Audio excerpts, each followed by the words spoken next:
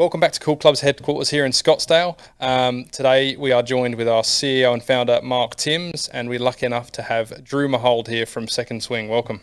Yeah, it's been great to be here. Thank you guys for allowing us to jump in here and see what you guys are all about, especially the robot testing. Got to go see that at Sunridge today. That was awesome to see. Really cool to dive into the process of how you guys set up the testing, and then to watch you put that together and just to learn about your, gathering all this information. It's really cool as, a club fitting company, and you guys are obviously doing a heck of a lot of that stuff too. It's unreal. It's awesome. Yeah, it's kind of fun. We've been doing this for now a couple of years, and it helps our fitters out. But we want to help everyone, guys, your customers and customers in general, kind of determine what club's right for them. And the robot process is pretty tedious, right? Oh, sure. We make sure everything's exactly right, and we get all that data. And you saw at Sunridge, we've thousands of swings, right. and there's basically hundreds of swings on each club of each speed. We take all that data and we kind of narrow it down. Dr. Tom Mace works for us. He's a professor of physics at Cal Poly, but worked for R&D with Callaway and Cobra, and been on Golf Digest advisory staff for 30 years. And he takes all the numbers that we've got so far and cleans them up and kind of puts them down, and that's what we're looking at here. And he narrows them down to more interesting numbers that are simplified, and then we look and narrow that down further and try to make it simple for the average person and right. even the fitters to what's the difference between these two clubs? Right, because I think I think all of us here are club geeks, and I think we do our own comparisons of clubs, like on our YouTube channel, but this is a little more scientific than we're it used to. is. And there's a lot of all the clubs are pretty good these days too. Right. So I mean, like for myself, I look at this data. I could basically. If I think about myself, I hit the ball in the center and on the toe a lot. So I actually look at those two positions only for which one's best for me. And, trying to decide between two clubs for me, which one's better, it's hard. You don't swing exactly the same each time. So, which one's actually better is hard to determine when it narrows down to a couple. Did in a fitting, you narrow it down to 2 or 3 clubs, which one's right? They're all right. You know? So yeah, and it's a lot of it comes down, we try to go to the golfers look and feel what they think, but then there's also, to your point, the way that you guys are able to use the robot testing and analyze the performance off of the toe or off the heel or low toe.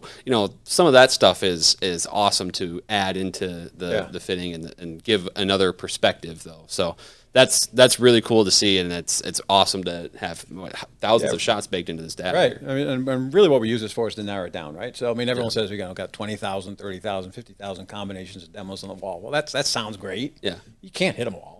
So if we can narrow down what the best clubs for your kind of speed and tempo, through the robot data and stuff, and help you guys do that as well, it just narrows down the fitting so you get more good swings on clubs that really make sense for the guy. Sure. So the cool part today is, recently released, right, the King i230 here. So kind of a smaller club head compared to most irons, on the small side, a little bit more of a player's type. Been on tour for a few months, it sounds like. So what kind of testing have you guys completed with that, and what have you found out? Well, we've done our full test at 80 miles an hour. We'll actually also do 2 other tests at 95 and probably 65 actually, lower, but not probably on this club. Yeah, 65 miles an hour. No, that's not really what that's for. But we'll do more testing on that as well. But that's it. We really got pretty good information on this one. It's tested out fantastic, and we'll show you some of the numbers. But you can see from this, it's really clean looking. Relatively small score lines. Not a lot of offset to it. It's just a nice looking golf club, and Ping always does a good job performance-wise. Yeah, they're always doing well, and it took them a long time to replace what they had in the i210. That one was out for a long time. It's a great player's iron kind of It's thing. in my bag right now, and so that's why I'm particularly curious about the i230 here, because it is a candidate to go in my bag. Yeah, actually, that was long enough ago that we don't have robot data on that. So going forward, we'll have all of them, but that was more than last year. So well, so I think the cool thing here too is you have some information on similar clubs to i230, and I think that's what I, as the golf geek, right, dive into that stuff. So we can look up on the screen here and stuff and compare a couple of similar clubs, right? So it'd be the Callaway Apex and the 790. These are all top selling clubs, obviously, in the category.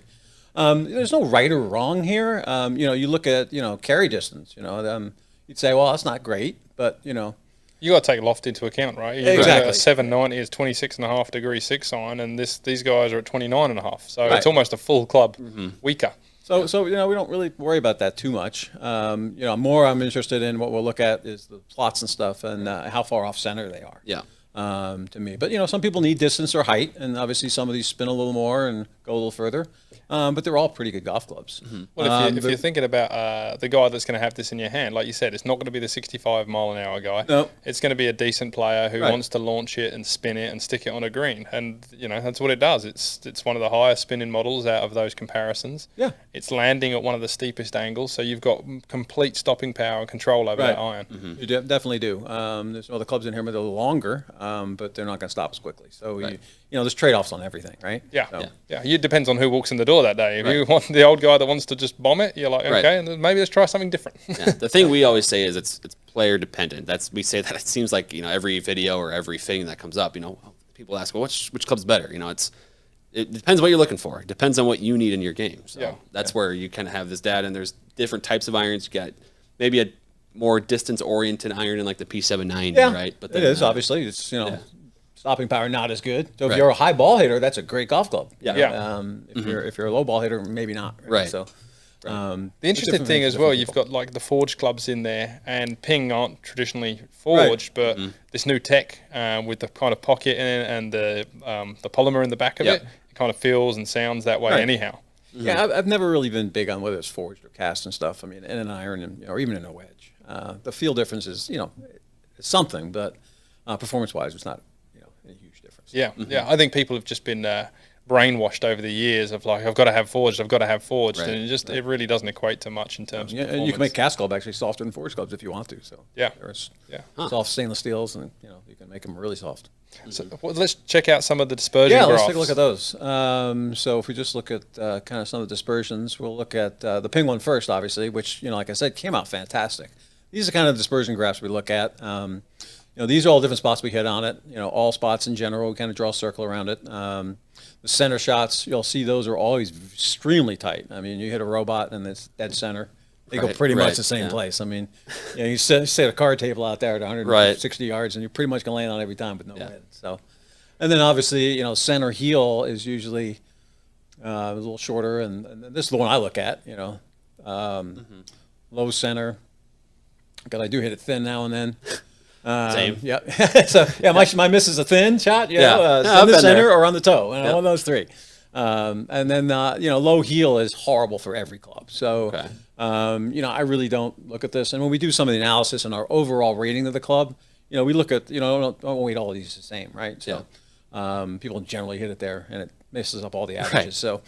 And obviously, you get a shorter heel to toe club too. It's a big disadvantage to some extent, but it's more playability to some extent as well. So, that's the ping one there. Some other ones similar, and you can see total difference between the left here to is right is great on this club. Yeah, I mean the centerness on this is fantastic. Yeah. Which is really one of the things we see. But let's look at a couple other ones to compare them and see what they look like. Here is the Titleist. A little more dispersion right to left. Obviously, this is scaling, so it's not exactly correct. This looks like there's maybe something wrong with the robot data, but we take the average. Obviously, it's not going to change it. But another good club, pretty consistent. A little bit right and left. Yeah. Off center. You got the TaylorMade here, which is longer by far. Obviously, but again, pretty good right to left. Sure. Again, that's that heel shot that's so bad, right? Right. And I'm over looking at the center.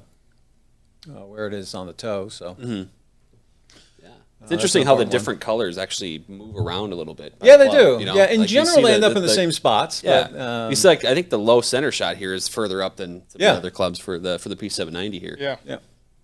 Well, They no, got good. that. They got pocket in the bottom, right? They've got Right, cut right, out right. Through on the slot, rail. yeah. You got your Strixon, which is a forged club. If you throw this out again and Right. average these in here stuff, still pretty tight. None of them are more than like 5 yards right to left, but and then finally we've got there's the Callaway Apex, another one top sling clubs. Very similar, but you can see the ping is as good as any of them and super good right to left. Right, yeah. Which for a players club, that's kind of what you want. Right. You really want to keep it straight. I'll pull the ping back up again here. Yeah. And that's fantastic. So Yeah. really good golf club.